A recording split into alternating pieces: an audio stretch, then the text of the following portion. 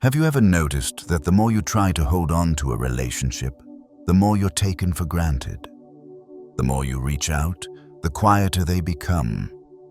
The more sincere you are, the more indifferent they grow.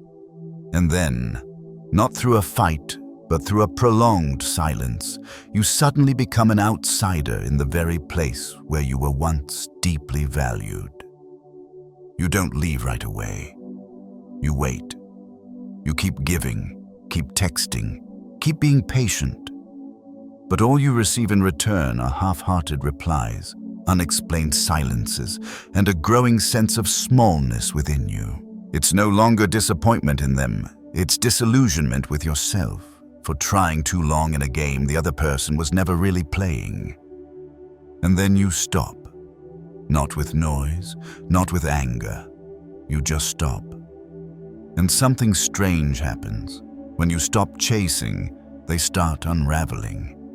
Not because of love, but because they've lost control. They were used to your presence, your availability, your role as the one who always kept the connection alive. Now, the silence you create becomes a mirror reflecting their own emptiness, a power you never realized you had. In today's video, we won't talk about winning with words or retaliating with silence. This is a quiet journey of retreat, not to escape, but to reclaim sovereignty. Stoicism doesn't teach you how to manipulate others. It teaches you how to free yourself from manipulation by rebuilding your boundaries through calm and intention. Today, we'll walk through the deepest layers of letting go to understand this. When you stop chasing, they don't just stop walking, they begin losing the very power they built on your endurance. 1. Don't beg for attention, withdraw your presence. There is a kind of exhaustion that doesn't come from work or the body, but from constantly needing to prove you deserve someone's attention. You speak more than necessary, respond faster than reasonable, trying to keep alive a connection that the other person never once moved toward. You don't call it begging. You reassure yourself it's effort, sincerity, not wanting to lose something important. But deep down, you know, if something requires this much effort just to survive, perhaps it never truly existed. No one is worth sacrificing your inner peace just to receive a glance. And no connection is truly deep if your presence must always be negotiated. We've grown too used to the feeling of needing to hold on to others, as if they are the strings tethering our worth. But that's an illusion. Other people's attention does not define you. They can turn away. They can fall silent. They can coldly withdraw from your life as if you never existed. But you are still here, whole, complete, and worthy without anyone's validation.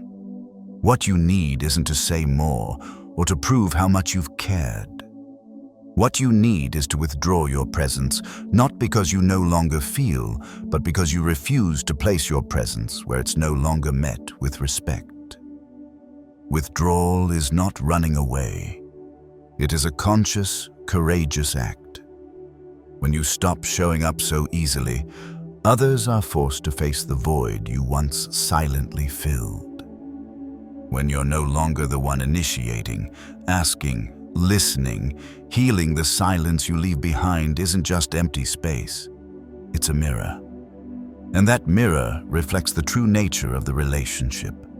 A prolonged imbalance, indifference disguised as intimacy, devotion without reciprocity. As long as you're there, people forget how much they've received. But when you quietly disappear, they're forced to remember not because you reminded them, but because they begin to feel the emptiness once filled by you. A calm retreat holds more power than any criticism. No anger, no warnings, no demand for fairness. You don't need to end things with a dramatic scene. Your withdrawal is a silent yet resolute period. You don't need to reply to messages that show no care. You don't need to continue conversations that survive only on politeness.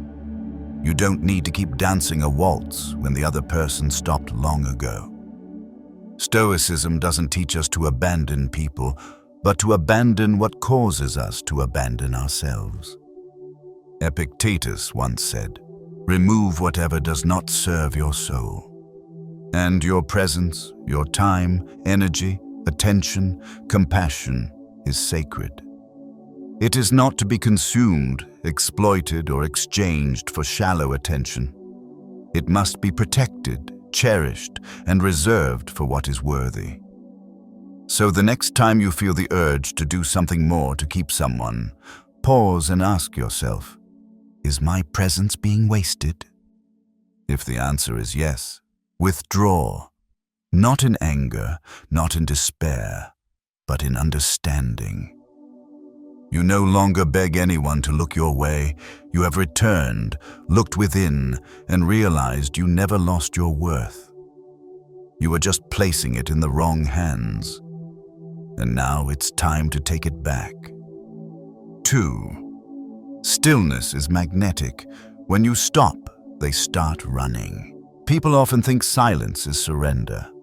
That if you stop speaking, stop responding, stop moving forward, it means you've given up. But not all silence is defeat.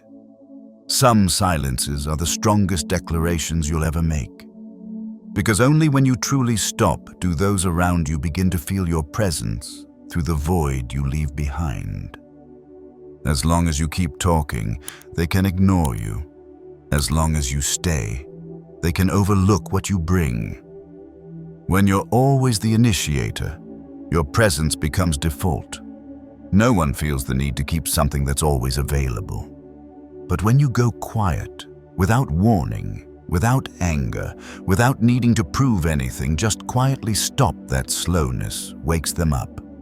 Not because they suddenly realize you matter, but because your stillness disrupts the rhythm they once depended on. Every silence becomes an unanswered question, and the human mind cannot tolerate unanswered questions. There's a paradox no one teaches us. People start chasing you only when you no longer move toward them. They once looked at you and saw nothing special, but now they sense your absence in the smallest things.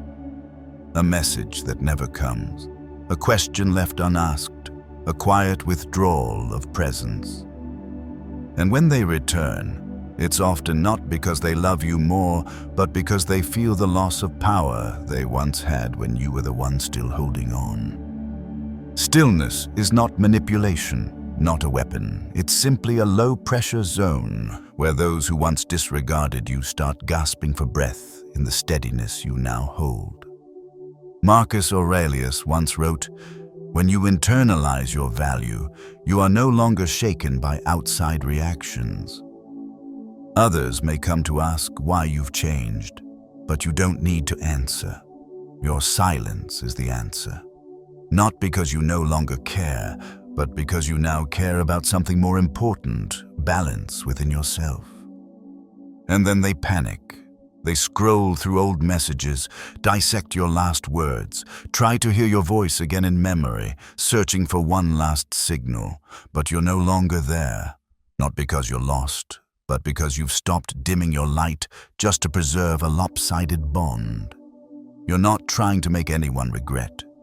You're simply living at the highest stillness of your inner world, where no one can control you with half-hearted coldness or ambiguous actions. They start running, but it's no longer you standing still behind. It's you moving toward yourself, and they can no longer keep up. 3. Never trade loyalty for uncertainty. There is a quiet kind of wound few know how to name, being forgotten inside your own loyalty. You stay. You don't walk away. You don't let go. You ask for little. You believe that if you remain steady, patient, and giving, they'll eventually see and appreciate it. But what you don't realize is when loyalty is placed in the wrong hands, it doesn't become strength, it becomes self-inflicted harm. You're not loved because you're loyal. You're simply used as a stable foothold. They don't need to be clear because you never stop to ask for clarity. They don't need to choose because you've silently chosen for them. And so you remain stuck in a connection with no name, no bond, no definition, all because you respected their feelings so much. You forgot to ask yourself, and who's safeguarding mine? There's a kind of ambiguity that isn't born from confusion, but from their awareness that you'll stay, even when they give you nothing to hold on to. They keep you with half gestures, unfinished promises, distances close enough to spark hope but far enough to never commit. That's not cluelessness, that's unconscious strategy built on the belief that you won't leave. Seneca once wrote, "Be careful what keeps you silent, for prolonged silence teaches others how to hurt you without speaking." Loyalty, when not placed in the hands of someone who honors it, is mistaken for passivity. And passivity, when misdefined, becomes a mirror reflecting disrespect. They are not cruel, they're simply living the way you've allowed. Don't call it affection, don't call it sacrifice, call it what it is. You are trading your dignity to sustain a non-committal ambiguity. And you hope that if you're good enough, persistent enough, something will change. But you forget one thing. No one changes when things are too easy. No one values what's always there without needing to be kept. You can love sincerely, but don't love in the dark. You can be loyal, but don't let loyalty become the chain that binds you to someone who never truly meant to hold you. Because at some point, the ambiguity is no longer their fault. It becomes your choice. 4. When you stop explaining, you start being heard. There are times when you say everything, every emotion, every wound, every disappointment. You carefully choose your words, trying not to hurt anyone, never crossing the line, just hoping they understand. But what you get in return is silence, a thoughtless nod, or worse, a reply that has nothing to do with the pain you just tried to voice. And you think, maybe I need to be clearer, maybe I wasn't patient enough, maybe next time they'll get it. But what you don't realize is this. You're stuck in a loop of unnecessary explanation, a habit that feels like connection but is actually draining you. When you're always the one explaining, it means you're the only one trying to keep the connection alive. The other person doesn't listen to understand, they listen to react. They don't receive your feelings, they're analyzing whether they're being blamed, losing leverage, or how they can spin the situation. And each time you repeat yourself, your voice no longer sounds like someone longing to be understood. It becomes the hollow echo of someone begging to exist in another's mind. That's when you need to stop. Not because you're wrong, but because you're speaking to someone who isn't ready to listen. And when you stop, not out of anger, not from hurt, but because you know you deserve to be truly heard, everything starts to shift. In that silence, they must finally confront the emptiness you once filled with your patience. They hear what was never heard before, not because you raised your voice, but because you went quiet. Epictetus once taught, "We have 2 ears and 1 mouth, so that we may listen more than we speak." But you've lived for too long in reverse, speaking more than listening, because you've been doing the work for both. And that's not compassion, it's a quiet, unbalanced sacrifice. A relationship where one must always explain and the other only needs to exist is no longer a relationship, it's a form of dependency. You don't need to keep explaining just to be understood. What you need is space quiet enough to see who actually wants to understand you, even when you say nothing.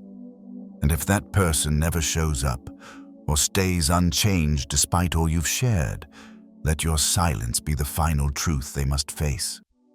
No one learns anything when you fill every gap with words. The right silence is the sharpest sound. It doesn't accuse, doesn't shout, doesn't demand change. It is simply the retreat of a soul too tired of constantly proving it has worth. And when you stop explaining, you're no longer the one seeking understanding, you become the one being watched. Your presence is no longer taken for granted. Your silence is no longer empty. It becomes a reminder. I'm still here, just not the way I used to be. 5. The powerless one is the one who can no longer read you. There is a silent kind of power in every relationship. The power of the one who reads your mood before you even understand it yourself. They know when you'll reply. They know you'll forgive, even when you're angry. They know you'll come back, even after you've walked away. And that ability to predict that weeding is the weapon that keeps you beneath them in the balance of connection.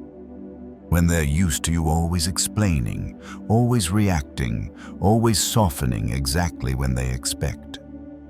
Your every gesture becomes predictable, no longer freedom, but a map they've memorized. But then one day, you go quiet, not like before. You don't respond at the time they expect. You don't justify. You don't explain. You don't blame. You just stop. No signals to read, no reactions to analyze. This isn't a tactic. It's the natural result of someone exhausted from being manipulated through their own kindness. And in that moment, the balance starts to shift. Not because you're playing Cold War, but because you've reclaimed the space you once unconsciously gave away. When others can no longer read you, they can no longer control the connection. They begin to doubt. They start questioning. They scramble in the silence that was once filled by your reactions. They search for old patterns, familiar reflexes, but all of it is gone. Because you are no longer the predictable version of yourself. Your silence isn't a refusal to communicate, it's a redefinition of how you exist in that relationship. You don't need to scream to be understood. You just need to stop doing what they once saw as guaranteed. Marcus Aurelius once said, "He who masters his mind cannot be harmed." But to master your mind, you first must reclaim control over how you react. You cannot keep letting others read your every emotion, anticipate your every reflex, steer your every action, and still wonder why you feel led. Freedom begins when you become unpredictable, not to manipulate, but to restore your inner privacy. When no one knows what you'll do next, you begin to regain the power of choice. When they're no longer sure you'll respond, forgive, or keep investing emotionally, they begin to realize the void you left isn't easy to fill. And that's when power shifts quietly but decisively. People only fear losing what they can no longer grasp. A predictable soul is a replaceable soul. A familiar reflex is an undervalued one, but someone still enough not to react, deep enough not to explain, and clear enough not to need to be understood. That person changes the rhythm of the entire room. When you become the void they can't fill with control, you're no longer the one chasing. You become the one they chase just to understand how they lost what they thought they always had. 6. Don't try to fill the void. Let them face it. There's a deeply human habit. We fear the void. We fear silence after a sentence goes unanswered. We fear an unconfirmed glance. We fear the growing coldness that no one dares to name. And in that fear, we rush to fill. With apologies when we did no wrong. With explanations when none are required. With kindness offered on autopilot, unable to distinguish between love and submission. But filling the void doesn't make it disappear. It only makes us the sole one rushing in a relationship where sincerity is no longer mutual. Some relationships don't break because of one big mistake, but because of small silences no one dares to confront. Every time they go quiet, you reconnect the string. Every time they pull back, you step forward with all your patience. But maybe you never asked yourself, What happens if you stop? What if this time you don't rush in? What if this time you let the void be what it is, a test of balance? When you stop filling the gap with one-sided effort, you return space for truth to appear. With no reaction from you, they are forced to face their own withdrawal. You are no longer their excuse to avoid their inner world, no longer their shield from emotions they refuse to confront. And that's when the imbalance reveals itself, no accusation needed, no judgment given, just silence doing the work of awakening. Seneca once wrote, "We suffer not from what happens, but from how we perceive it." When you stop seeing the void as something to hide, you begin to see it as the space that shows who's truly walking beside you. If someone feels nothing in your absence, trust that your presence was never valued. If your silence makes them uneasy, makes them remember, makes them question, that's a sign you once mattered, even if they lacked the courage to admit it. The void is not a wound, it is a mirror. And you don't need to break it just because they're not ready to look. Let it remain whole, reflecting the truth you were once too busy to see. They will be confused. They will make excuses. They will blame you for being distant, but that's not the truth. The truth is, you stopped being the fixer, letting them hear the echoes of silence you once covered with love. And then you'll realize, the void protected you from a love that was no longer healthy. It shows you who stays for you, and who stays only for the comfort you provide. When you stop holding both sides of the bridge, the other person must either take a step or let it collapse. And if it collapses, don't grieve. What you lost wasn't an authentic connection, it was an illusion you once held alone. Your stillness isn't retreat, it's silent growth. You're not closing the door, you're just no longer the one keeping it open at all times. 7. Only when you stop needing them, do they realize they once needed you. People only start counting footsteps when the sound on the floor disappears. Only start looking around when the familiar figure no longer passes by. And only start thinking of you when you no longer think of them. It's paradoxical, but deeply human. As long as you still need them, they feel secure. They know they're important. They know you won't leave, won't turn away, won't refuse. But that very certainty makes them stop seeing the value you bring. Your presence becomes expected, your kindness becomes obligation, and your patience becomes something they believe comes free. Until one day, you change. Not with anger, not with accusations, just quiet, clean withdrawal of your energy. No more check-in messages, no more gentle reminders, no more stepping forward to mend the distance. And suddenly, they realize the thing they thought would always be there is now gone. Not because of some dramatic event, but because of an awakening. Not because you've turned cold, but because you've stopped needing them to feel valuable. The moment you stop needing is the moment the power dynamic shifts. They start doing what you used to do, measuring, wondering, waiting. They begin thinking of you not as someone who needs them, but as a part of life they carelessly lost. The previous indifference becomes regret, and the previous certainty now turns into uncertainty, because they no longer know what you're thinking, no longer know if there's still a place for them in your inner world. Epictetus once said, "He who doesn't value what he has simply never feared losing it." You once feared the loss. That's why you tried to hold on. But when you stopped, you gave them the first taste of that fear. The fear of losing something precious without a second chance. You're no longer chasing validation. Now they're chasing something they never appreciated before: your trust, your loyalty, and your unconditional care. This change doesn't need noise, doesn't need an announcement, doesn't need a speech that says, "I've changed." They'll feel it in the way you're no longer present like before, in the way you remain calm, still kind, but no longer trying, no longer carefully holding on to something that no longer belongs to both of you. And in that moment, they begin to look back at what you've done, the things they once overlooked, once deemed ordinary. But you're no longer there to hear the apology, no longer there to wait for a change. You've stepped out of the cycle of hope and disappointment, not because they don't deserve forgiveness, but because you deserve freedom. Freedom from needing to be seen through the eyes of someone who can no longer see deeply. When you stop needing them, you begin needing yourself. And nothing is more powerful than someone who once placed others too high, now learning to place themselves exactly where they belong.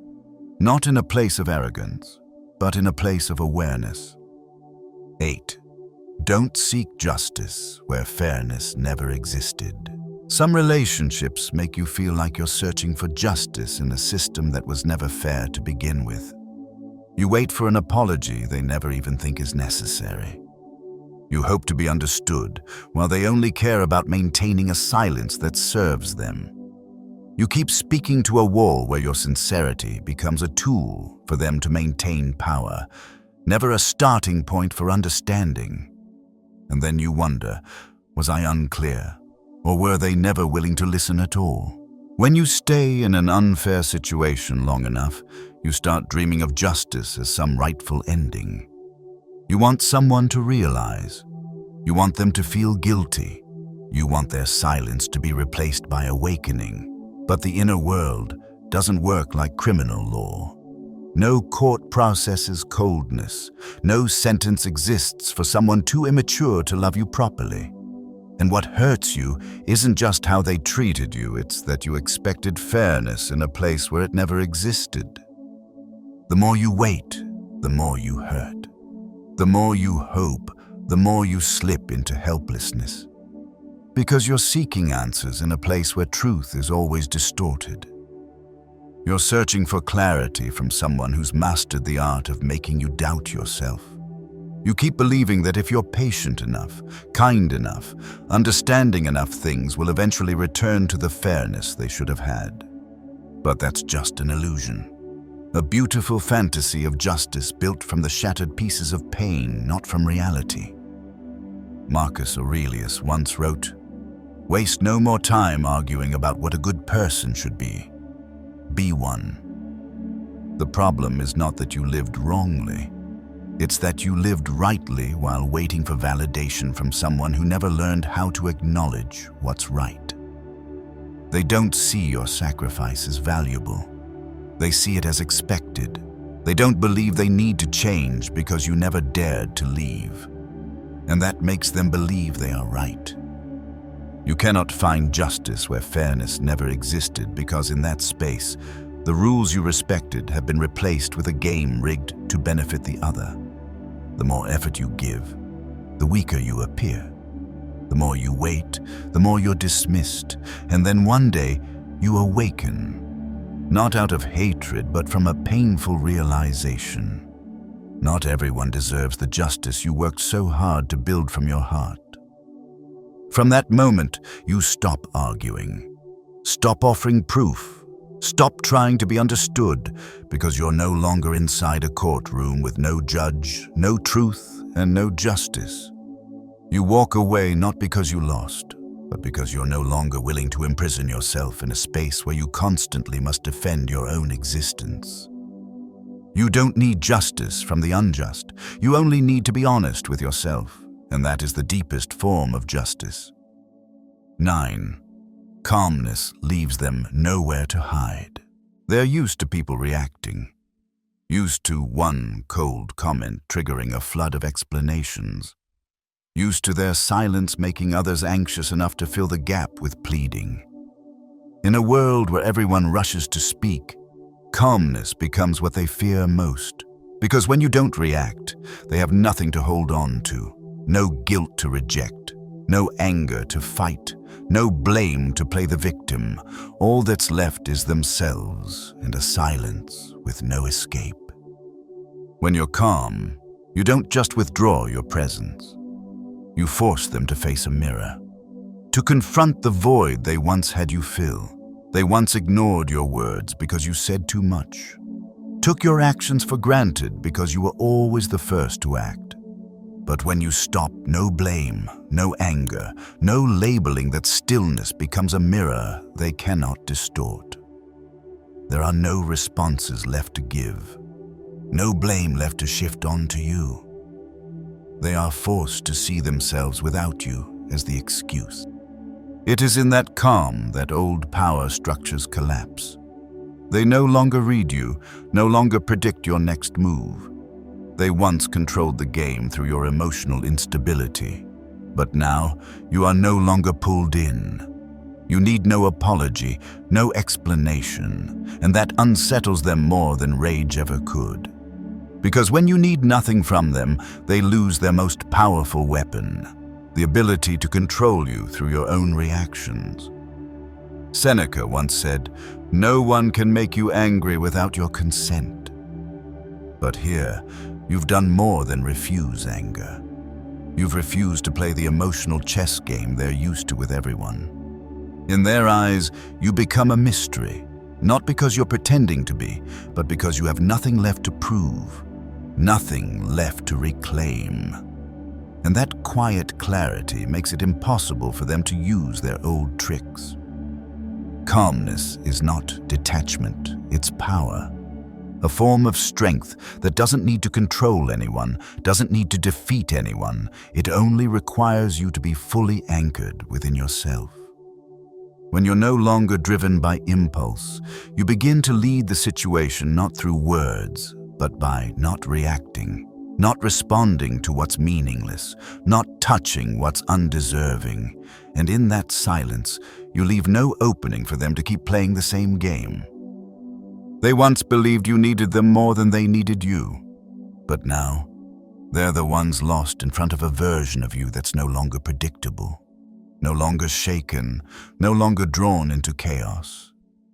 You don't avoid, you don't fight, you simply stand still. And it's in that stillness that they find there's nowhere left to hide. 10. When you stop chasing, you don't just withdraw emotion, you reclaim power. We often think that when we stop loving, stop caring, stop expecting, we're withdrawing emotion. That we're becoming tougher, colder, more distant. But in truth, what you're withdrawing isn't just emotion, it's power. The kind of power silently given away through every message you initiated, every time you forgave, every moment you waited for someone who never quickened their pace toward you. As long as you're still chasing, you place them in the position of control. They have the right to step forward, pull back, stay silent, or speak up, and you're only allowed to react. They set the scene, and you must adjust your emotions to fit it.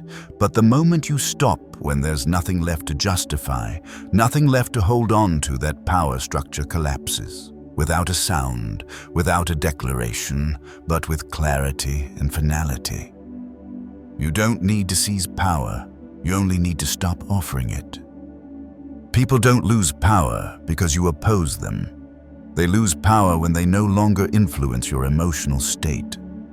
When they're no longer sure if you're sad or angry or coming back. When your silence no longer signals hurt, but becomes a form of purification, clean, untangled, unbound. They're not afraid of losing you because you threaten to leave. They start fearing because you no longer need them the way you once did. And in that absence of need lies a distance they can't bridge with any apology or belated gesture. Marcus Aurelius once said, "When you awaken from illusion, all you lose is what was never truly yours. The power you thought they held, it came from you abandoning control over yourself, from allowing someone else to define your emotional worth, from trading your inner peace for a temporary connection. And when you awaken, you don't need to announce your departure. You simply stop moving toward them. And in that moment, you begin returning to yourself, to a place where emotion is no longer manipulated and power is no longer unconsciously surrendered. You don't become stronger by controlling others. You become stronger when you reclaim the right to control your own responses.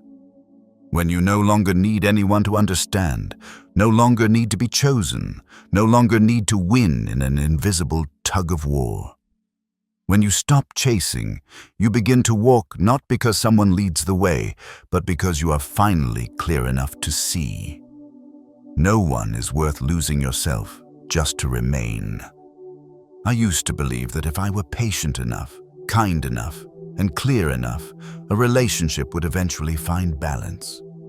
That if I didn't give up, they would eventually see something worth keeping. But in the end, the only thing I was holding on to was an illusion. The illusion that my presence was irreplaceable, while in reality, I was merely a convenient option when they needed me, and an easy silence to ignore when they didn't want to face themselves. I wasn't naturally strong. I once forgave too much, explained too often, hoped for too long. But what awakened me wasn't an argument nor a clear rejection. It was the moment I realized I had nothing left to say, nothing left to hold on to, no emotion worth continuing to give. And in that emptiness, I found release. I didn't feel hardened, I just felt awake. If something in this video left you silent, let it stay with you.